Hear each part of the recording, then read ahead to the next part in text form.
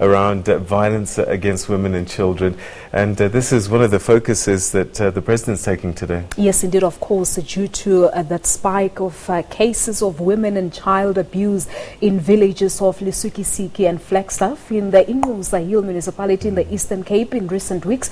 There is now a women's dialogue that has started today, and the President of the country, Cyril Ramaphosa, is attending. Yeah, watching this for us is Busisiwe Jemsana-Mantashe. Let's cross to her now and get a sense of just how far away we are in terms of this arrival and address by the President.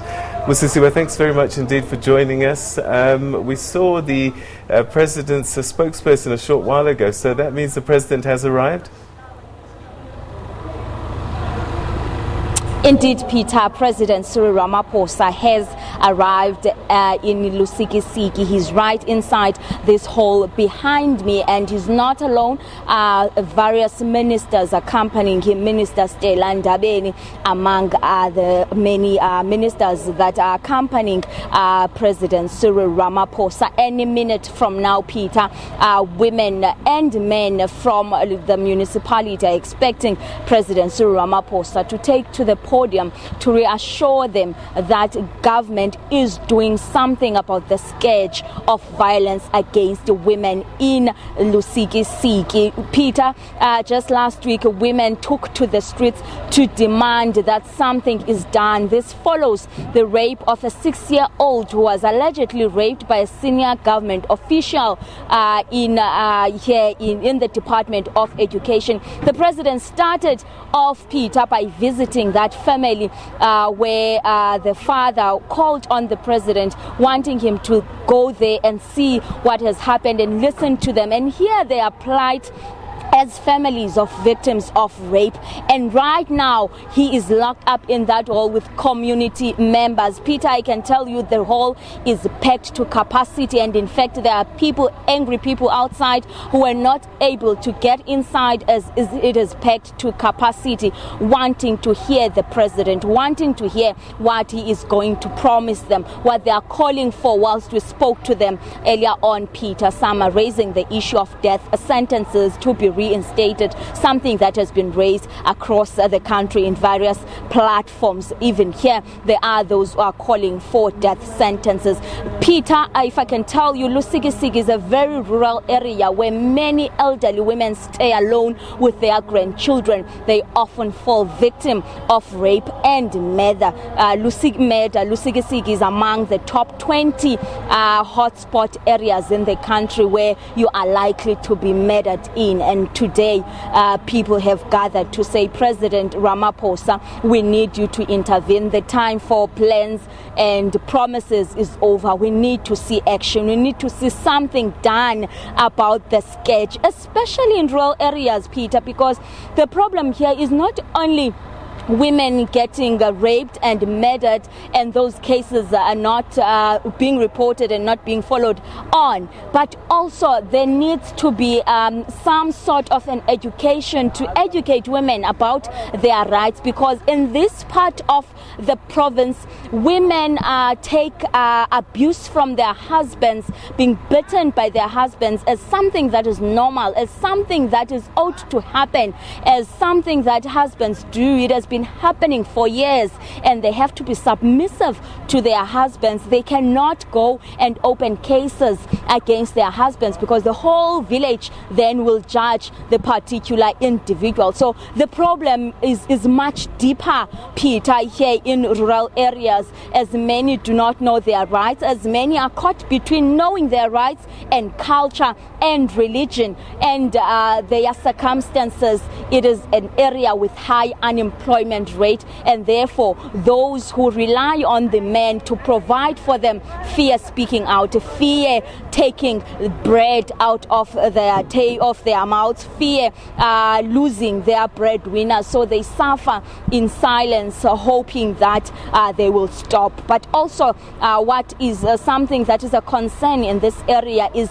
ukuthwalwa, Peter, where young girls are married off to older men in in a custom that is known, that is discussed between the father of the child and those families. So it is something that communities, despite government intervention, say this is how we do things, this is how we've been doing things.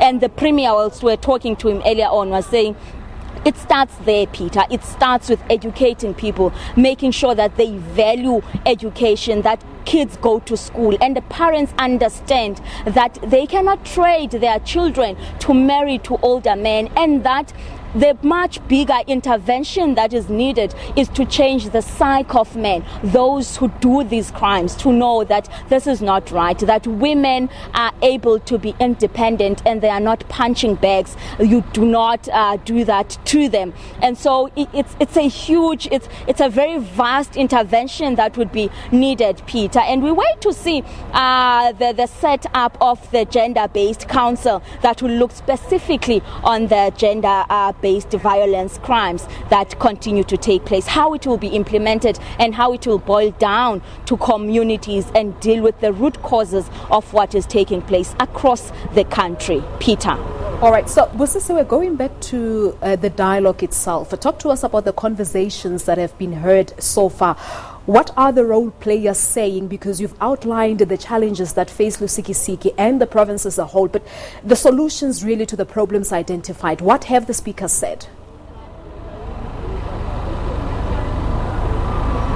Could barely hear you, Palisa, but inside, when I left in the venue, there was a gentleman representing the community, people living with albinism, also to share their challenges of people living with albinism, because we've had cases where people living with albinism were slaughtered, were killed because some traditional healers believe that parts of their bodies can be used to create medicine, to create muti for rituals in some parts of the area. So all these people, all these stakeholders are here. We know that Petros Majola from the children's organization is also here. They are going to share the challenges that they face on a daily basis as people representing these groups. Women are also here who are going to share their day-to-day challenges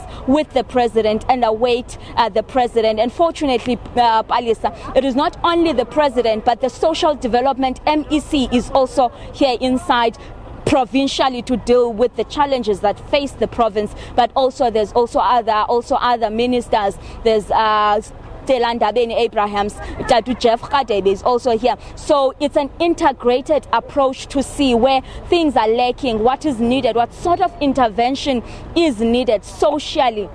Could it be that social development plays a part? Could it be that reconfiguring the police department to see what the cases that are brought forward? The policemen who are at the forefront of protecting these women, or supposed to be at the forefront of policing this, protecting these women, how they receive their cases, how they deal with the victims of rape, how they deal with the victims of assault in communities, in particular the elderly. So with sharing these, how they are received in these government institutions, then surely that will lead, pave a way forward for what needs to be done, where the problem can be best solved. Of course, we are still waiting for Parliament, as ordered by the President, that it should discuss legislation discuss how to amend legislation so as to deal with gender-based violence. Many are calling for gender-based violence to be taken as a priority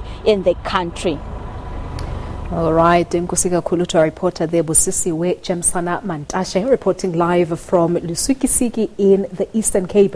President Cyril Ramaphosa has arrived at that event, and as Busisiwe said, the president is accompanied by a number of ministers to look into this issue, as well as some provincial MECs.